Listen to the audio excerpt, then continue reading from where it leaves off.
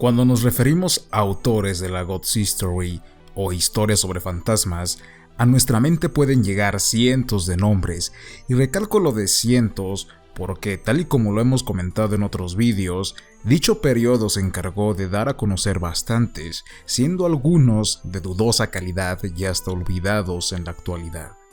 Es una suerte que las editoriales independientes, como es el caso de Valdemar, Críptica Editorial o Perla Ediciones, aquí en México, se dediquen a rescatar todas esas obras, pues así estarán a la mano para próximas generaciones. Aunque tal vez no nos deleitemos del todo con ellas, seremos capaces de aumentar nuestro acervo cultural y criterio. Si bien Henry James es de sobra conocido en los terrenos del horror y lo fantástico, para un lector no tan adentrado en estos temas, posiblemente le resulte ser una novedad. El problema se denota al momento de abordar sus propuestas, ya que podrían parecer sosas, incongruentes y hasta absurdas.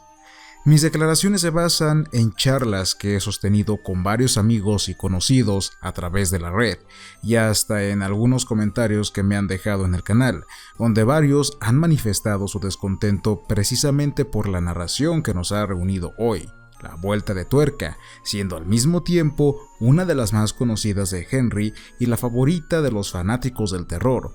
De no ser así, no estarían registradas 76 ediciones al castellano en tercera fundación, siendo una cifra para los estándares bastante elevada. Hay mucha disparidad de por medio, con opiniones altamente divididas. ¿Qué pasa cuando una narración con estas características lo acompaña una edición controversial? Para un consumidor constante de Valdemar, es de sobra conocido el escenario del Gótica 125, sin embargo, para los que no, los pongo en contexto. En palabras de la propia editorial, el número 125 estaba pensado originalmente como una edición conmemorativa para rendirle homenaje a Francisco Torres Oliver, que a lo largo de su carrera se ha dedicado a traducir una gran muestra de títulos del periodo gótico original y sobre todo a Lovecraft.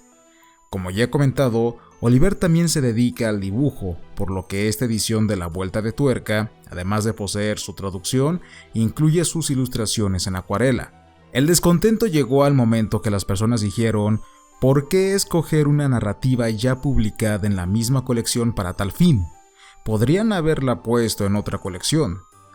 La Vuelta de Tuerca ya había sido incluida en el Gótica 81, 13 cuentos de fantasmas con traducción de Juan Antonio Molina Foix, cuya labor es también muy buena, así que por esas cuestiones no tendría que haber problema. Se argumentó que se buscaba que el libro llegase al mayor público posible, por lo que incluirlo en la Gótica fue su mejor opción. Parece ser que la estrategia no les favoreció. Y fue tanto así que en la página de Facebook de la editorial se halla el hilo de la discusión que hicieron explicando la razón de existir de este ejemplar. Lo cierto es que varios de los Gótica más recientes se han visto envueltos en esta especie de descontentos: Terrorvisión, Smarra, Tres Fantasías Góticas y Cabal. ¿Los consumidores se han tornado más pesados o hay algo que no acaba por funcionar? La ventaja de haber comprado La Vuelta de Tuerca y de que no me la hayan patrocinado, a la fecha, Valdemar jamás me ha mandado nada y la verdad es que no lo espero, es que no me veo afectado por la cruda moral al decir mi opinión sincera, que es lo que todos esperan. ¿El concepto del libro es innecesario? No lo es, si en verdad le querían rendir homenaje a Torres Oliver. ¿Fue mala decisión haber escogido La Vuelta de Tuerca? Sin duda.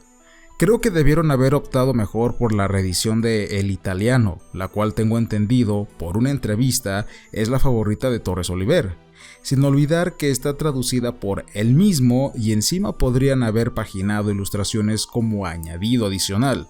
Digo, si en la reedición de Más allá de los eones metieron relatos nuevos, capítulos extras en la de Batek o ilustraciones en la de Maestros de la Arkham House, ¿por qué no en la del Italiano?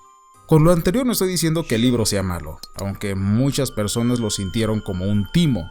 Es uno de los Gótica más cuidados estéticamente, la maquetación es sin duda excepcional y en lo personal me hace recordar a mis libros de cuentos de la infancia que estaban ilustrados pero con un tono más maduro. Jamás había leído a James y haberlo descubierto en este libro, pese a sus tropiezos, fue una buena experiencia.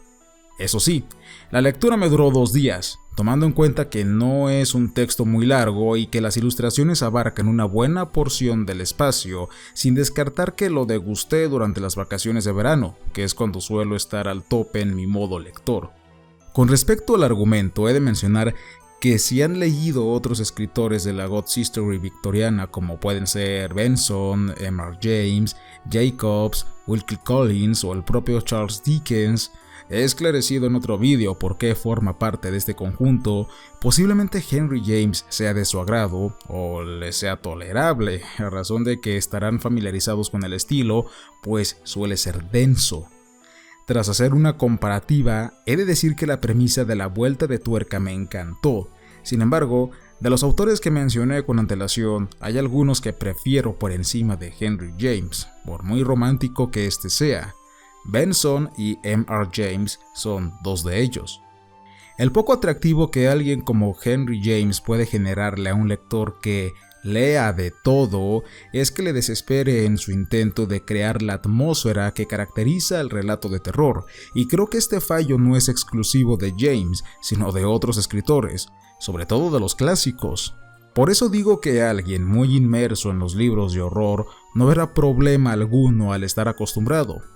Así es la estética del terror, y es algo que lo caracteriza, para bien o para mal. La vuelta de tuerca tiene tatuada la esencia inglesa en su corazón. La historia comienza en Nochebuena, donde uno de los comensales funge como punta de lanza para dar inicio a la tradición de relatar un cuento de fantasmas cuando el sol ya se ha puesto.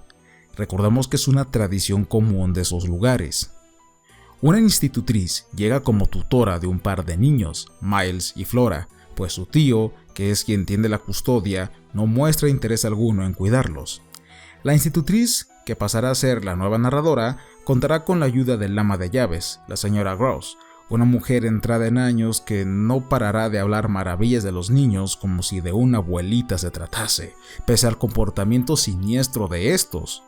Con el correr de las semanas, extraños acontecimientos empezarán a surgir, donde el misterio y la intriga de Ultratumba se verán potenciadas por los bellos escenarios lúgubres propios del gótico de antaño.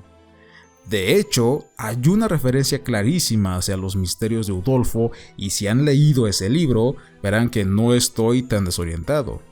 Una de las cosas que quisiera destacar es precisamente el que algunas personas señalan el comportamiento de los niños, quienes pintan ser más maduros de lo que la trama los muestra. Intenté poner especial atención al momento de pasar página y me di cuenta de algo muy curioso.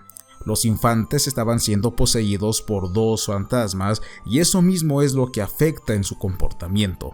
Además, tal y como me lo comentaron en Facebook, el texto suele dar hincapié a la ambigüedad y a la sutileza con respecto al interés de los fantasmas por los chicos, cuando los fantasmas aún vivían, y eso lo entendí como un deseo poco apropiado de su parte, razón por la que ahora los acosan. ¿Es eso o yo tengo una mente bastante morbosa?